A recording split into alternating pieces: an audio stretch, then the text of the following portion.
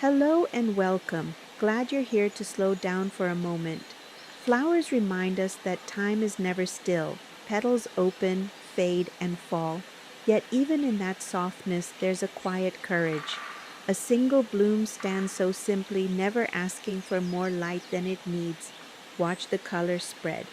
Pigment drifting through water is like thoughts moving through a quiet mind. Not every edge must be sharp, not every detail must be known. There's beauty in what we leave undefined.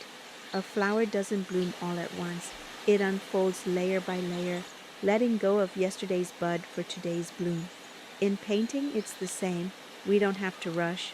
A splash, a breath, a pause. Each mark is a moment to notice. Maybe the world is loud and restless, but a flower is a whisper, strong enough to stand in the wind, soft enough to bend without breaking. Nothing beautiful is ever forced, it just grows. So as these colors drift and blow across the paper, let them go where they wish. Let them bloom in their own way. Sometimes the quietest moments leave the brightest marks. Thanks for painting with me today if you are. If you'd like more calm moments like this, follow along. There's always another flower waiting to bloom.